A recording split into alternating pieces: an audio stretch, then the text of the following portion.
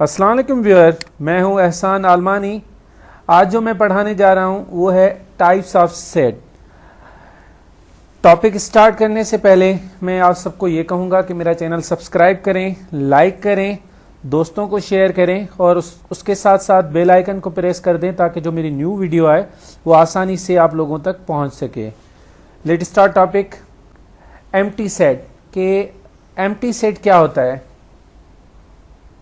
A set which does not contain any elements is called as empty set or null set or void set, denoted by these two signs. This one is also sign of empty set and this one is also sign of empty set. चलिए कुछ example लेते हैं। सबसे पहला example जो है वो है जो ए सेट है और set of month containing 32 days. ऐसा कोई मंथ होता ही नहीं है जिसमें 32 डेज हों, तो कोई इम्पॉसिबल चीज़ें भी जो होती हैं वो नल सेट काउंट होती है। मतलब हमारे रियल लाइफ में जो चीज़ें पॉसिबल ना हो उनको भी हम नल सेट कहते हैं। तो मंथ में या तो 31 डेज होते हैं या 30 डेज होते हैं। इवन एक मंथ ऐसा भी होता है जिसमें 29 डेज भी होते हैं, मगर 32 डेज कभी भी नहीं होते और किसी मंथ में भी नहीं होते। तो इसका मकसद ये नल सेट है। Second example, number of cars with 3 wheels. जो कार है उसको 4 व्हील होते हैं, 3 व्हील्स नहीं होते, तो इसका मकसद ये नल सेट है। नेक्स्ट एग्जाम्पल, ये एग्जाम्पल जो है सेट बिल्डर फॉर्म में है। कभी कभी एग्जाम में पूछा जाता है कि नल सेट के एग्जाम्पल बताएं जो कि सेट बिल्डर फॉर्म में हो। तो सेट बिल्डर फॉर्म में आप इस तरीके से भी लिख सकते हैं। इसमें है कि x such that x belongs to e means even number and 14 is less than x and x is less than 8। मतलब ऐसे इवन नंबर जो कि 14 से ग्रेटर हों, क्योंकि यहाँ x इज ग्रेटर देन 14 है और x क्या है? x रिप्रेजेंट कर रहा है इवन नंबर्स को। ऐसे इवन नंबर जो 14 से बड़े हों और वही सेम इवन नंबर जो हों 8 से छोटे हों। तो ऐसे इवन नंबर हैं नहीं जो कि 14 से बड़े और 8 से छोटे हो, इम्पॉसिबल है, तो इट मीन नल सेट। उसके बाद next example, x such that x belongs to n, n means natural number and x is less than 1। ऐसे नेचुरल नंबर जो 1 से लेस हों, तो 1 से लेस जो होगा वो 0 होगा, तो 0 नेचुरल नंबर नहीं होता, तो इट मीन 0 से छोटे नेचुरल नंबर हैं ही नहीं। तो इसका मकसद ये हुआ कि ये नल सेट है। मतलब ऐसी चीज़ें जो इम्पॉसिबल हों वो आपकी नल सेट होती हैं। उसके बाद next example, set of triangle with 4 sides. Triangle की कभी भी 4 साइड्स नहीं होती, क्योंकि ट्राइंगल जो होती है 3 एंगल्स होती हैं, तो इट मीन 3 साइड्स होती हैं, तो it mean this is a null set.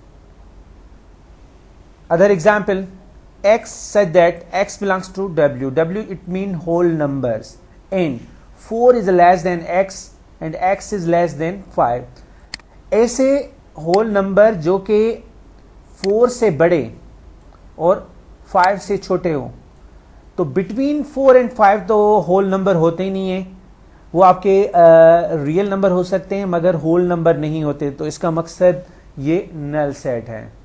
Finite set. Finite sets are the sets having a finite countable number of members. Finite sets are also known as countable sets as they can be counted. Finite set क्या होता है? जिनको हम count कर सकें, जो countable हैं।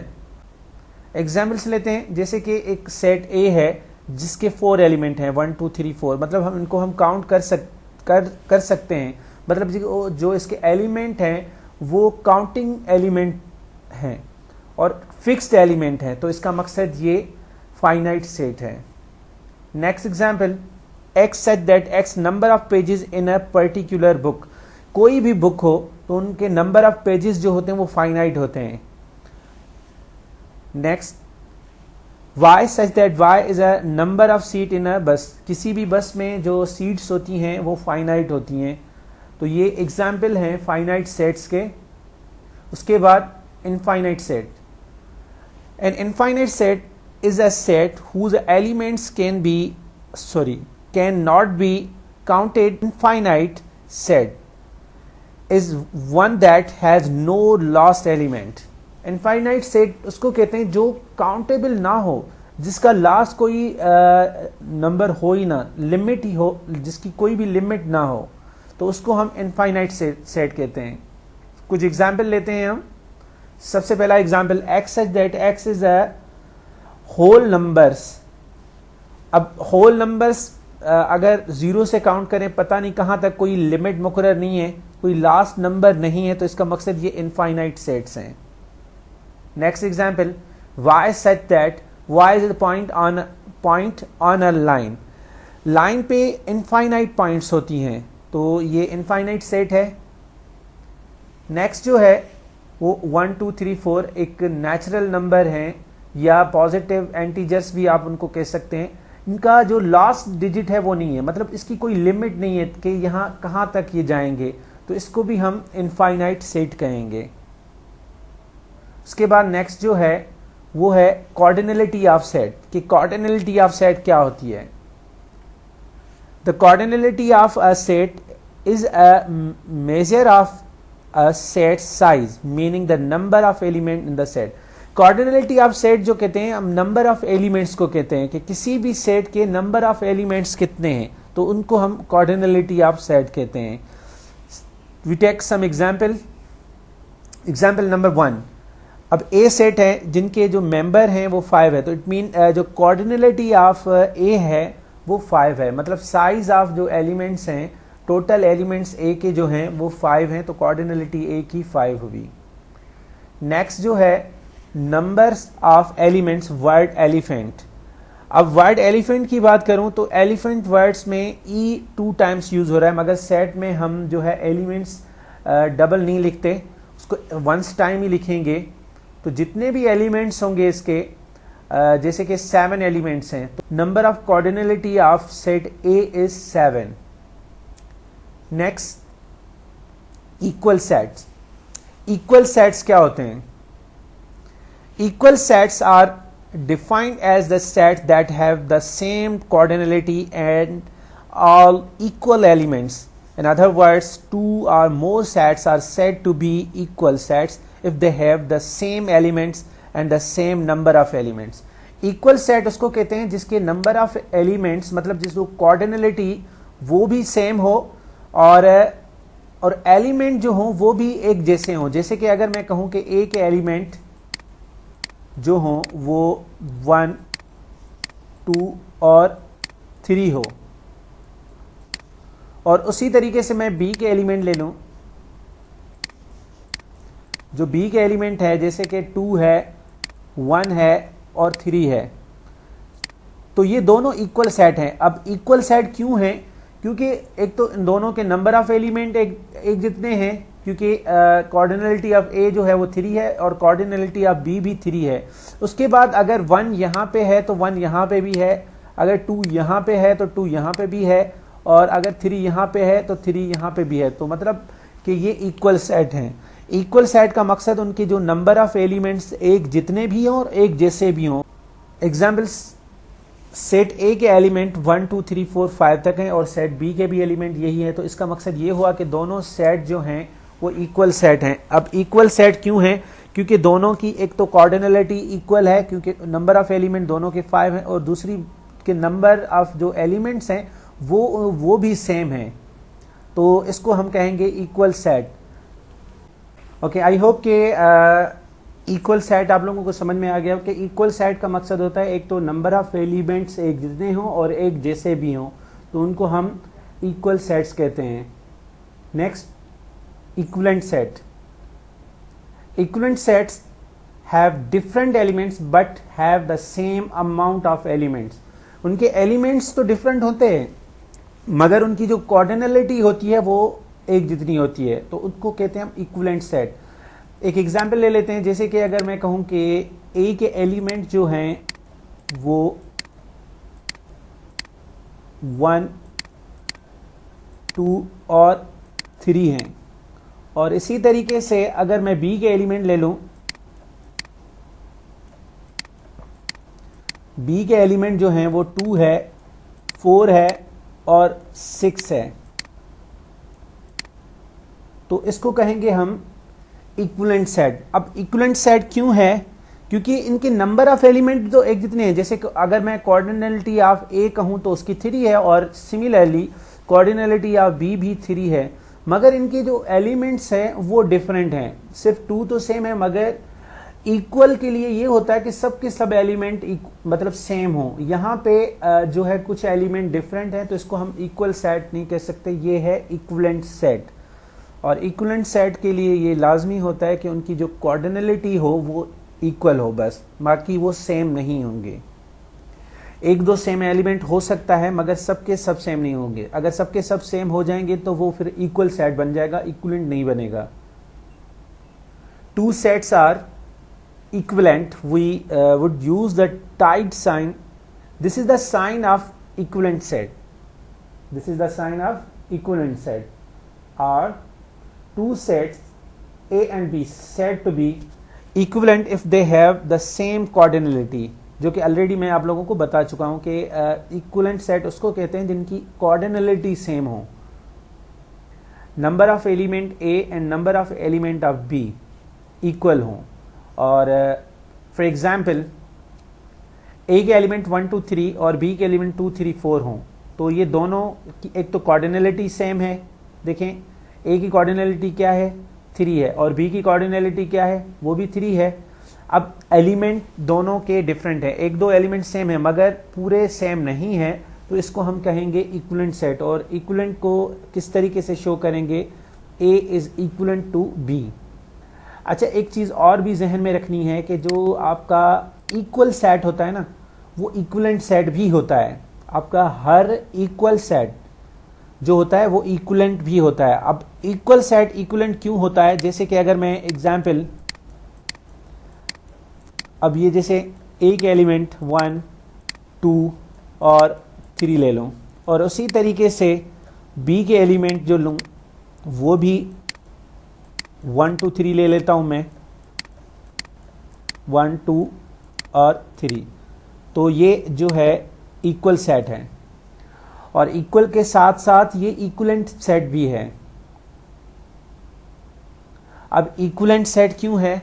क्योंकि इक्विवेलेंट सेट में क्या करते हैं कि नंबर ऑफ जो कोऑर्डिनलिटी होती है वो इक्वल हो। तो नंबर ऑफ एलिमेंट ए के भी 3 हैं और नंबर ऑफ एलिमेंट बी के भी 3 हैं, तो हर इक्वल सेट जो होता है वो आपका इक्विवेलेंट सेट भी होता है। मगर इक्विवेलेंट सेट आपका इक्वल नहीं हो सकता। क्यों? जैसे कि यहाँ पे ए के एलिमेंट 1 2 3 हैं और बी के एलिमेंट 2 3 4 है, तो ये इक्विवेलेंट सेट है मगर इक्वल सेट नहीं है। तो हमें ये जहन में रखना है कि हर इक्वल सेट जो होता है वो इक्विवेलेंट सेट भी होता है, मगर इक्विवेलेंट सेट आपका जो होता है वो इक्वल नहीं होता। क्लियर? Next, subset. सबसेट क्या होते हैं? Set A is said to be a subset of set B if all the elements of set A are also present in set B. In other words, set A is connected inside set B. For example, जैसे कि अगर कहूं कि A के element जो हों वो 1 2 हों, और B के जो एलिमेंट हैं वो हैं 1 2 3। तो सबसे पहले हमें ये देखना है कि कौन सा सेट किससे लिया है। तो जाहिर है जिसके पास ज़्यादा एलिमेंट होगी वही जो है जिसके पास कम एलिमेंट हैं उसको देगा। तो यहाँ पे जो A सेट है वो B सेट से लिया है, तो इसका मकसद क्या हुआ? A जो है वो सबसेट ऑफ B है, मतलब A ने जो है B से एलिमेंट लिए हैं, तो इस वजह से A जो है वो सबसेट ऑफ B है। तो सबसेट के लिए ये जहन में रखना है कि एलिमेंट जो हों वो सबके सब सेम हों, उसी सेट से ही लिए गए हों। कभी कभार ऐसा भी होता है कि सबसेट की कन्फ्यूजन में कुछ स्टूडेंट्स क्वेश्चंस गलत भी कर लेते हैं। जैसे कि अगर कोई एग्जाम्पल ले लें कि A के एलिमेंट अगर मैं ले लूँ यहाँ पे वो 1 2 3, और इसी तरीके से अगर मैं B के एलिमेंट ले लूँ 2 और 4, तो यहाँ पे काफ़ी स्टूडेंट कंफ्यूज हो जाते हैं कि वो बता देते हैं कि आंसर होगा सर के B is a subset of A. अब B of subset of A अगर कहें तो ये बिल्कुल ही गलत हो जाएगा। क्यों? क्योंकि कोई भी यहाँ पे किसी का सबसेट नहीं है। सबसेट के लिए ये लाजमी है कि एलिमेंट उसी के होने चाहिए। ऐसे समझें यहाँ पे, जैसे मैं अगर बताऊं कि ये एक फैमिली है, बी एक फैमिली है जो कि एक घर में रहती है, और ये ऐसे समझे ए एक रूम है, तो इसी फैमिली के मेंबर होने चाहिए। अगर इसी फैमिली के मेंबर नहीं होंगे तो इसको हम सबसेट नहीं कह सकते। अब यहाँ पे देखें, ए जो है वो इस फैमिली का, ऐसे समझे जो ए के मेंबर हैं वो इसी फैमिली के हिस्सा हैं, तो इस वजह से इसको कहेंगे A is a subset of B. अगर कोई एलिमेंट डिफरेंट होगा तो उसको हम सबसेट नहीं कह सकते। इसके बाद हम कुछ एग्जाम्पल लेते हैं। If set A has x y and set B has x y z, then देखिए यहाँ पे B के एलिमेंट ज़्यादा हैं और A के एलिमेंट कम है, तो इसका मकसद ये हुआ कि A जो सेट है वो B से लिया गया है, तो इसका मतलब इसको कहेंगे A is a subset of B. A is the subset of B because element of A are also present in set B. और इसको किस तरीके से लिखेंगे? A is a subset of B, मतलब A जो है B का सबसेट है। अगर B के लिहाज से कुछ कहना चाहूँ तो ऐसे भी कह सकता हूँ कि B is a superset of A, क्योंकि B के एलिमेंट ज़्यादा हैं और A के एलिमेंट कम हैं, और A के एलिमेंट लिए B से ही गए हैं, तो A is a subset of B and B is a superset of A। Note, null set and set itself subset of every set. उसके बाद प्रॉपर एंड इम्प्रॉपर सबसेट, जो कि सबसेट के टाइप हैं, प्रॉपर एंड इम्प्रॉपर सबसेट। सबसे पहले हम proper set को देखते हैं। A proper subset is one that contain a few element of the original set. For example, proper subset का मकसद होता है कि अगर ए के एलिमेंट 1 और 2 हो और B के एलिमेंट जो हो वो ओनली 1 हो, तो इसका मकसद ये हुआ कि B is a subset of A। B subset of A है, मगर B जो है वो प्रॉपर सबसेट है, क्योंकि A से उसका एटलीस्ट एक एलिमेंट कम है, तो इसका मकसद ये हुआ कि ये प्रॉपर सबसेट है। प्रॉपर सबसेट के लिए ये लाजमी होता है कि कोई भी सेट हो एटलीस्ट उसका एक एलिमेंट उससे कम होना चाहिए ओरिजिनल सेट से, तो वो प्रॉपर सबसेट कहलाता है। जैसे कि अगर A के एलिमेंट 1, 2, 3 और B के एलिमेंट 2, 3 हैं, तो इसका मकसद ये हुआ कि B is a proper subset of A, तो ये प्रॉपर सबसेट की साइन होती है, और A इसका जो है वो सुपर सेट है। अब improper subset, improper subset contain every element of the original set along with the null set। Improper subset क्या होता है? इम्प्रॉपर सबसेट होता है जो कि सेट इटसेल्फ हो। जैसे कि अगर मैं कहूँ कि ए के जो एलिमेंट हैं वो 1, 2 हैं, और उसी तरीके से अगर मैं B के एलिमेंट भी 1, 2 ही लिख दूँ, B के एलिमेंट भी 1, 2 लिख दूँ, तो A और B जो हैं वो दोनों एक दूसरे के सबसेट हुए, तो इसको कहेंगे हम इम्प्रॉपर सबसेट। और इम्प्रॉपर सबसेट कहें या ये दोनों इक्वल सेट भी होते हैं, तो इम्प्रॉपर में हमें ये जहन में रखना है कि दोनों इक्वल सेट होने चाहिए।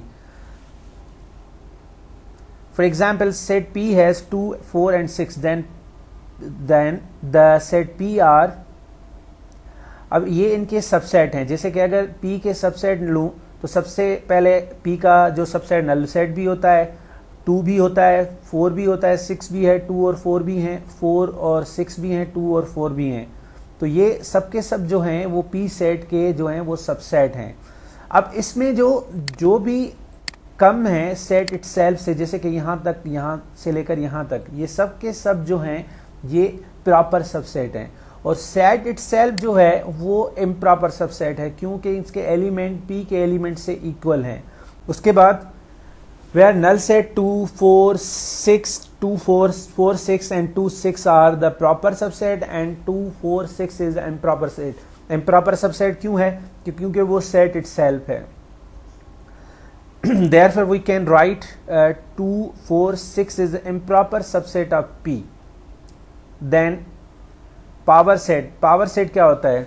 A power set is a defined as the set or group of all subsets for any given set including the empty set which is denoted by null set or this one sign. ये जो sign है null set की है, null set की sign इस तरीके से होती है. A set that has n element has 2 power n subset in all. ये सबसेट का फॉर्मूला भी है. कभी कभी ये पूछा भी जाता है कि सबसेट का फॉर्मूला क्या है, कि किसी भी सेट के कितने भी एलिमेंट्स हों तो उसके सबसेट कितने बनेंगे, तो ये इसका फॉर्मूला भी होता है. अगर मैं कहूँ कि अगर एक सेट है जिसके एलिमेंट 3 हैं, जैसे कि 1 2 और 3, मतलब इसके 3 एलिमेंट हैं, तो इसके सबसेट कितने बनेंगे, तो इसके जो सबसेट बनेंगे उनको चेक करने के लिए हम क्या करते हैं, 2 पावर n वाला फॉर्मूला यूज़ करते हैं. अब 2 पावर n से मुराद ये होता है कि नंबर ऑफ एलिमेंट, कि इसके नंबर ऑफ एलिमेंट्स कितने हैं, इसके नंबर ऑफ एलिमेंट्स 3 हैं.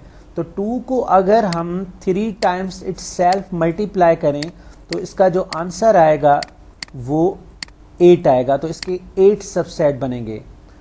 कभी कभी ये पूछा जाता है एमसीक्यूज में कि इसके अगर सेट कोई भी सेट है उसके एलिमेंट 3 हैं, उसके सबसेट कितने बनेंगे. और कभी कभी ये पूछा जाता है कि एक सेट है और उसके एलिमेंट 3 हैं तो उसके इम्प्रॉपर सबसेट कितने बनेंगे.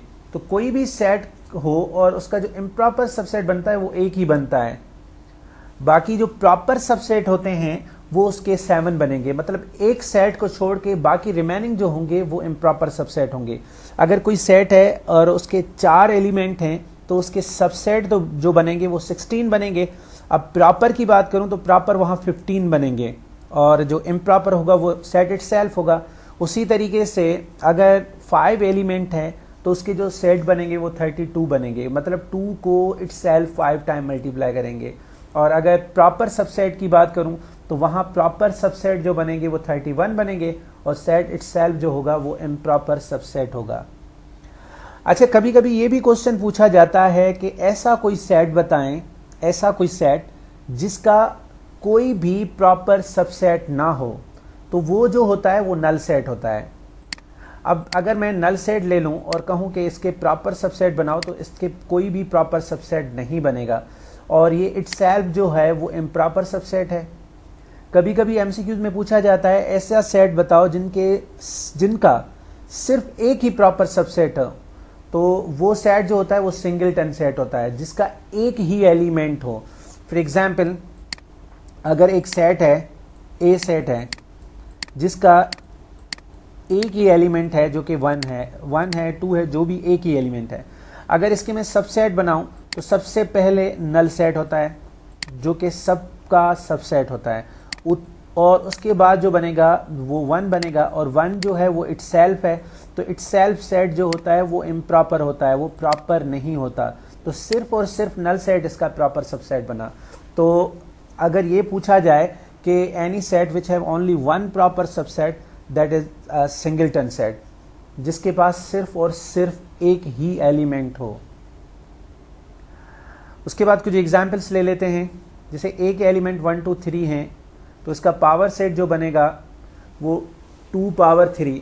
एन का मतलब मैं पहले भी समझा चुका हूँ, एन का मतलब होता है नंबर ऑफ एलिमेंट्स. तो इसके नंबर ऑफ एलिमेंट जो हैं वो 3 हैं, तो 2 पावर 3. तो 2 को इटसेल्फ अगर हम 3 टाइम मल्टीप्लाई करेंगे तो 8 आएगा. तो इसके जो सबसेट बनेंगे वो 8 बनेंगे, प्रॉपर सबसेट जो बनेंगे वो 7 और इम्प्रॉपर जो होगा वो 1 होगा. अब कौन कौन से बनेंगे, जैसे सबसे पहले नल सेट, फिर एक एक का एलिमेंट लेते हैं हम, 1 2 3, उसके बाद 2 2, 1 2 1 3 एंड देन 2 3 और उसके बाद लास्ट 1 2 3. अच्छा, एक चीज़ और भी जहन में रखनी है जो काफ़ी स्टूडेंट्स कभी कभी जो है गलती कर लेते हैं. जैसे कि सेट में आप लोगों ने 1 2 लिख लिया और कभी कभी उनसे सबसेट पूरे नहीं बनते, तो वो क्या करते हैं 1 2 तो लिख लिया, उसके बाद 2 1 भी लिख लेते हैं.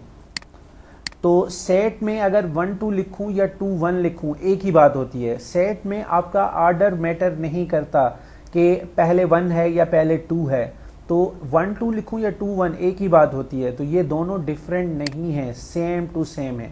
तो ये जहन में रखना है कि सेट में जो है वो ऑर्डर मैटर नहीं करता, एलिमेंट आगे पीछे हो सकते हैं। उसके बाद नेक्स्ट जो है वो है डिसजॉइंट सेट।